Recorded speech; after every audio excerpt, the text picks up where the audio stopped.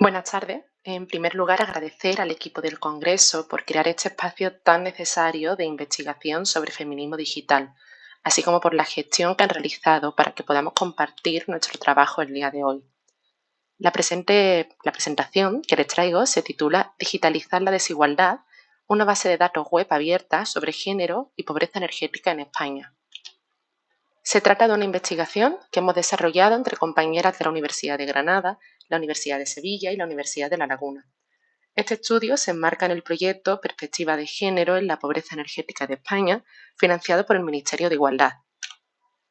Para contextualizarles sobre esta temática, quisiera introducir en primer lugar el concepto de pobreza energética, que se refiere a aquellos hogares que no tienen acceso a un servicio energético básico o que destinan una parte importante de sus ingresos a hacer frente a facturas energéticas. En muchas ocasiones, asumir las facturas energéticas supone suprimir otra serie de servicios básicos, como por ejemplo los vinculados a la salud o a la educación dentro de un hogar. Se trata de una problemática compleja, multidimensional y territorial. La manera en la que se manifiesta, por ejemplo, en una zona rural del norte de España, pues será muy distinta de cómo se viva en una gran ciudad costera del sur de la península. Y al igual que el resto de los grandes retos actuales, depende de una gran cantidad de factores, como el clima, la calidad constructiva, los ingresos o incluso la tipología del hogar. Centrándonos concretamente en la desigualdad de género, surge ese concepto de feminización de la pobreza energética.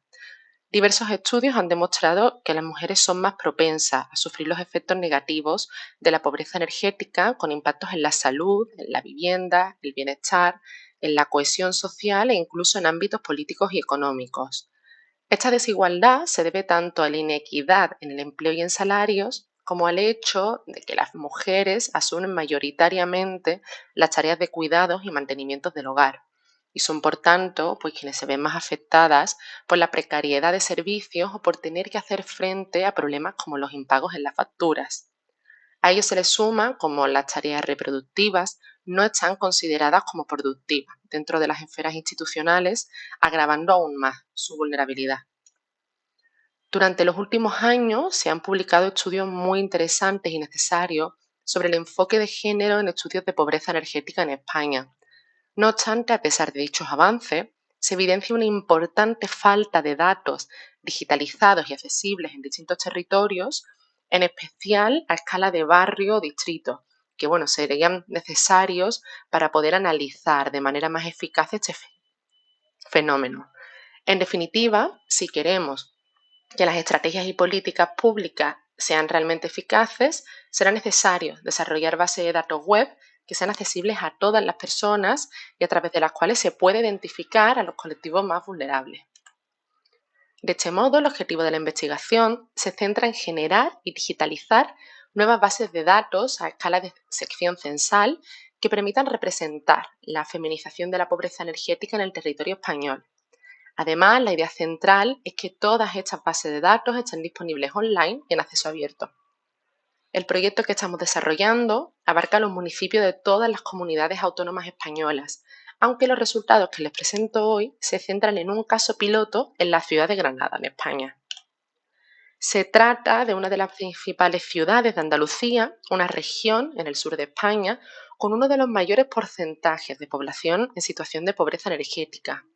En concreto, Granada tiene un tamaño medio, con aproximadamente 236.000 habitantes, y presenta un clima mediterráneo continental, con altas diferencias de temperaturas estacionales. Para generar esta base de datos, pues hemos aplicado una metodología en 4 fases. En primer lugar, se realiza un levantamiento de bases de datos técnicas y socioeconómicas en cada comunidad autónoma. En el caso de Granada, se han empleado distintas bases de datos nacionales y autonómicas para analizar variables energéticas y sociodemográficas, como por ejemplo la base de datos de certificados energéticos de la Junta de Andalucía o el Censo de Población y Viviendas del Instituto Nacional de Estadística. En segundo lugar, se genera un conjunto de datos climáticos actuales y de proyecciones futuras para añadir ciertas variables a las bases de datos con el objetivo de comprender y poder comparar posteriormente los resultados con los posibles impactos del cambio climático.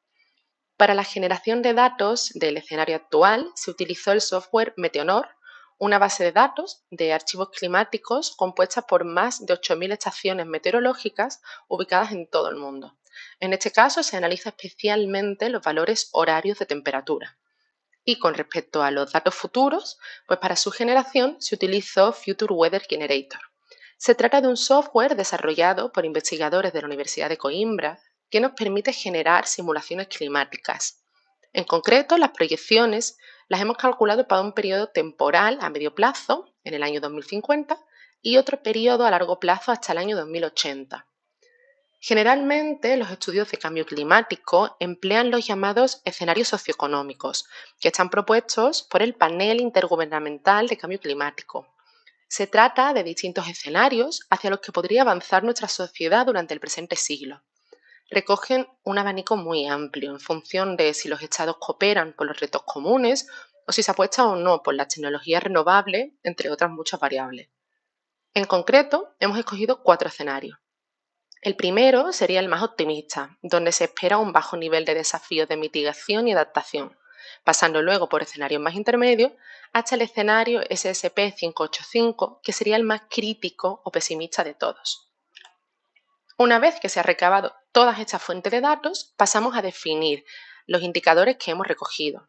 Les presentamos únicamente algunos de los indicadores que recoge esa base de datos, como por ejemplo el porcentaje de hogares encabezados por una mujer en relación a los hogares totales por sección censal, o por ejemplo el porcentaje de mujeres extranjeras, o también el porcentaje de hogares con etiquetas F o G que harían referencia a una mala eficiencia energética de la vivienda. Por último, nos centramos en buscar la mejor opción para publicar toda esta base de datos. Nos decantamos por emplear Digibook, un repertorio institucional de la Universidad de Granada, donde hay alojados más de 60.000 documentos a texto completo. Esta opción nos permitía compartir fácilmente en web la base de datos generadas en formato Excel. De este modo conseguimos que el trabajo generado con enfoque de género sea accesible a todas las personas y que se puedan explotar sus datos. Como principal resultado, hemos obtenido esa base de datos de 468 entradas, que corresponden a 244 secciones censales de Granada, en la que se han definido 202 variables relativas a características edificatorias medias, como por ejemplo superficie habitable, año de construcción, consumo medio de calefacción y refrigeración, y también a variables socioeconómicas, por ejemplo la renta media, el índice de envejecimiento, el porcentaje de hogares encabezados por una mujer, los hogares unipersonales de mujeres mayores de 65 años o el ratio de mujeres extranjeras. Una vez analizados los resultados, hemos podido obtener algunos resultados muy relevantes en la ciudad de Granada, como por ejemplo que la mayor vulnerabilidad energética se concentra en las secciones de menor renta. Relativo a cuestiones de género, destaca cómo la feminización de la soledad en mayores de 65 años y los hogares a cargo de mujeres no se concentran exclusivamente en las secciones de renta baja, está más dividido. Y por último, también se desprende cómo existe una mayor proporción de mujeres extranjeras en secciones de renta baja.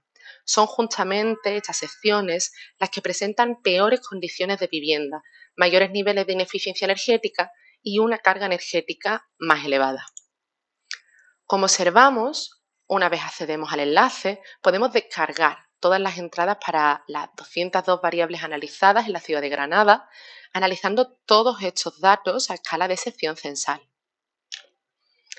En cuanto a las limitaciones encontradas a la hora de desarrollar esta investigación, cabría destacar la dificultad para disponer de información actualizada y que sea homogénea a escala censal a lo largo de todo el territorio español, así como también la imposibilidad de cruzar cierta información que proviene de distintas fuentes.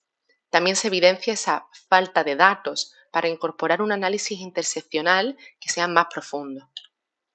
No obstante, el caso de Granada demuestra que la digitalización y publicación en abierto de los datos permiten superar buena parte de estas limitaciones al facilitar el acceso y el cruce de información dispersa.